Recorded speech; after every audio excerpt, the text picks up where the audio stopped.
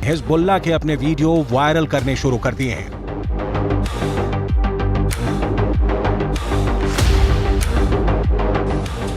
Hezbollah के इस video में बताया जा रहा है कि वो इजरायल पर हमले के लिए तैयार है।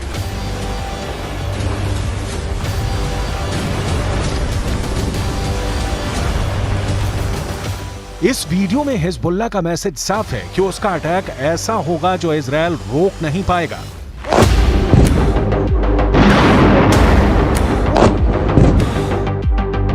इस वीडियो में हिजबुल्लाह का मिलिशिया कमांडो ऑपरेशन की तरफ इशारा कर रहा है।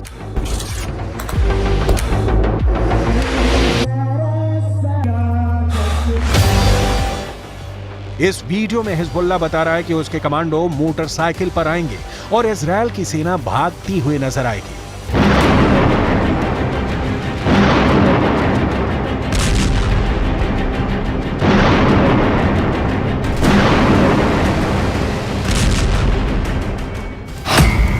हिजबुल्लाह ने इजरायल को भी धमकी दी है। हिजबुल्लाह ने अमेरिका को भी बता दिया है कि वो समंदर में उसका जंगी बेड़ा डुबो देगा। क्या ऐसा मुमकिन है? हिजबुल्लाह की इस चेतावनी को इजरायल में बहुत गंभीरता से लिया जा रहा है। हिजबुल्लाह कैसे युद्ध लड़ता है ये इजरायल पहले भी देख चुका है।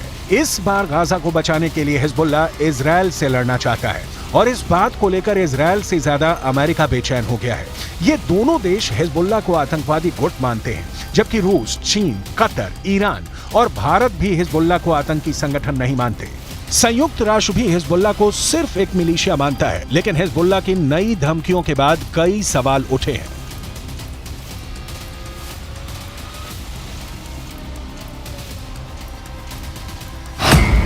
सवाल नंबर 1, हिजबुल्लाह कौन है? तो जवाब है, हिजबुल्लाह लेबनान की एक राजनीतिक पार्टी है और इसका अपना एक मिलिशिया है। सवाल नंबर 2, हिजबुल्लाह की ताकत क्या है? तो जवाब है, हिजबुल्लाह के पास 1000 लड़ाके हैं, जो लेबनान की आर्मी से भी खतरनाक फोर्स मानी जाती है। सवाल नंबर 3, हिजबुल्लाह क्यों इजरायल और अमेरिका को धमकाता है? लेबनान में हिजबुल्लाह संगठन को खड़ा करने वाला है ईरान, और ईरान अमेरिका और इजरायल का सबसे बड़ा दुश्मन कहा जाता है। सवाल नंबर 4, हिजबुल्लाह को इजरायल क्यों इतना बड़ा खतरा मानता है? हिजबुल्लाह ने रूस की फौज के साथ मिलकर सीरिया से आईसिस को पूरी तरह खत्म कर दिया। हिजबुल्लाह ने ईरान के ऑर्डर पर सीरिया में युद्ध लड़ा और अब वहां तैनात है। सवाल नंबर 5, क्या हिजबुल्लाह इजरायल को हरा सकता है? हिजबुल्लाह 2006 में इजरायल के खिलाफ युद्ध लड़ चुका है। 34 दिनों तक चले इस युद्ध में इजरायल को सीज फायर के बाद लेबनान से पीछे हटना पड़ा था।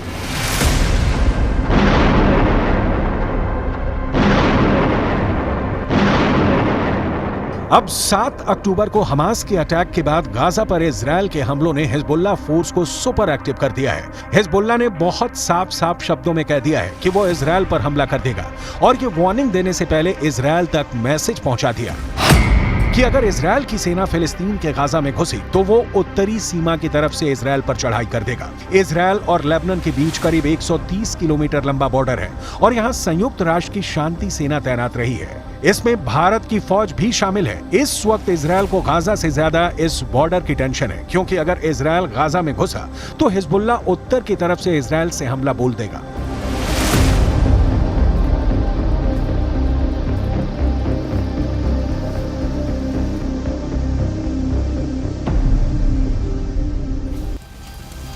हमास और इजरायल की सेना एक दूसरे के खिलाफ कितनी ताकत रखती है और क्या हिजबुल्लाह वाकई इजरायल के लिए ऐसे हालात पैदा कर सकता है कि वो उसे हरा दे? इसे समझने के लिए आपको हिजबुल्लाह की उस चेतावनी को समझना पड़ेगा जो उसने अमेरिका को दी है, क्योंकि अमेरिका ने अपनी नौसेना का कैरियर बैटल ग्रुप भूमध्य सागर में पहुंचा दिया है।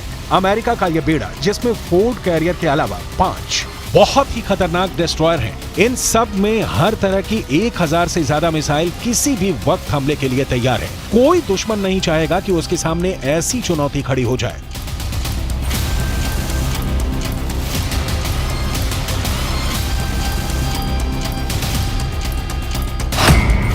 इस वक्त ये कैरियर इजरायल के गाजा में पश्चिम में भूमध्य सागर में तैनात रहेगा और वहीं से ऑपरेशन चलाएगा। उसकी रेंज में लेबनान भी होगा, सीरिया भी होगा, तुर्की भी होगा और मिस्र के आसपास का इलाका भी होगा।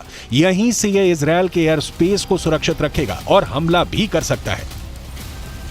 ये सब ऑपरेशन अमेरिका के फोर्ड क्लास के कैरियर और उसके बेड़े में मौजूद बड़े बड़े डिस्ट्रॉयर पूरा कर सकते हैं।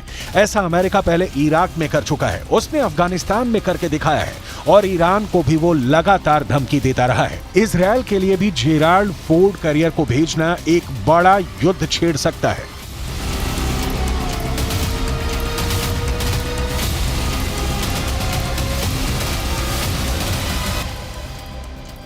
यही भरोसा अमेरिका अब इजरायल को दिलाना चाहता है कि समंदर से ऑपरेशन चलाकर अमेरिका सीरिया पर भी बमबारी कर सकता है, लेबनान के बॉर्डर को भी सैनिटाइज कर सकता है। लेकिन लेबनान में हिजबुल्लाह को अब ईरान से ऐसी मिसाइल मिल चुकी है जो अमेरिका के इन विशालकाय जहाज को पल भर में डुबो सकती है। इस मिसाइल को लेकर हिजबुल्लाह का खौफ बढ़ चुका है और वो सीधा सीधा अमेरिका के जहाज को डुबा सकता है। इस खतरे को हल्के में नहीं लिया जा सकता। लेबनान ने 2006 में इजरायल में एक कॉरवेट यानी जंगी जहाज पर एंटी शिप मिसाइल से हमला किया था। इस हमले में इजरायल के युद्धपोत को भारी नुकसान पहुंचा था। अब हिजबुल्लाह के पास जो एंटी शिप मिसाइल है उसकी रेंज 300 किलोमीटर तक है। इसलिए लेबनान या इजरायल से यह फासला बनाना अमेरिका के लिए जरूरी हो जाएगा।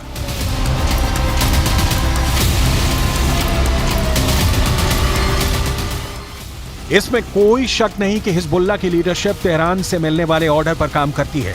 इसलिए सवाल यह भी कि क्या ईरान चाहता है कि हिजबुल्लाह इजरायल पर अटैक कर दे। ईरान ये भी बहुत अच्छी तरह से जानता है कि इस वक्त इजरायल बेहद कमजोर है या फिर अमेरिका की शक्ल में उसे नई ताकत फिर से मिल गई है।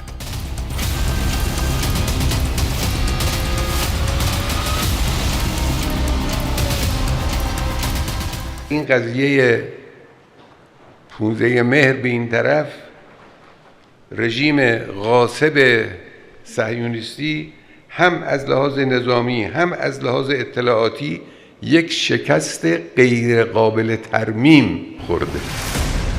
इजरायल ने हिजबुल्लाह को रोकने के लिए अपने उत्तरी बॉर्डर पर तोप तैनात कर दी है। यह अमेरिका से मिली M109 तोप है। 155 मिलीमीटर की यह तोप टैंक नुमा बख्तरबंद गाड़ी पर फिट कर दी गई है और ये 1 मिनट में 4 गोले दाग सकती है।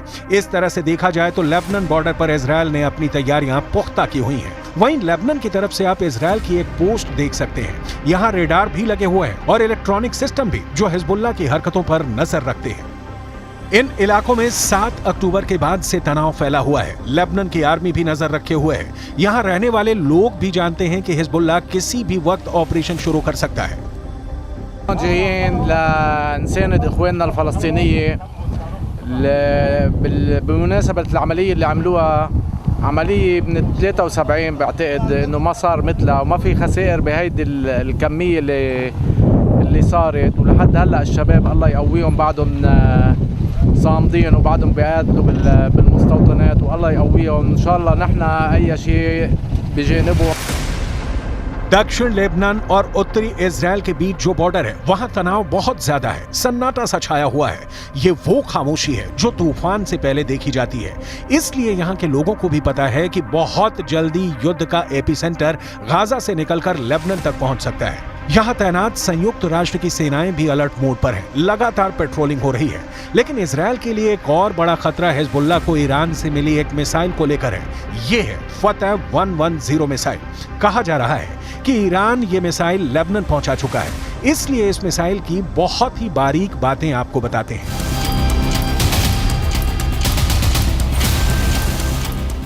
ईरान की यह मिसाइल 300 किलोमीटर तक हमला कर सकती है और ये अपने टारगेट के 3 मीटर के दायरे में गिरती है। एक बैलिस्टिक मिसाइल का इतना सटीक होना बहुत बड़ी बात है और यही बात इजरायल के लिए खतरा है। दूसरी तरफ इजरायल की सेना ने अपना गोला बारूद तैयार कर लिया है। तोपों से जो गोले फायर किए जाएंगे वो पहले से ही रेडी मोड पर रखे गए हैं। इजरायल की रिजर्व फोर्स भी आसपास के इलाकों में तैनात की जा रही है। ये हमवी गाड़ियां हैं जो लगातार यहां तक फौज को पहुंचाने में लगी हुई हैं। 2006 के बाद इस बॉर्डर पर इससे ज्यादा तनाव नहीं देखा गया है और अब हिजबुल्लाह की वार्निंग के बाद सबकी नजर ईरान पर भी है और उसके एक दोस्त सीरिया पर भी है।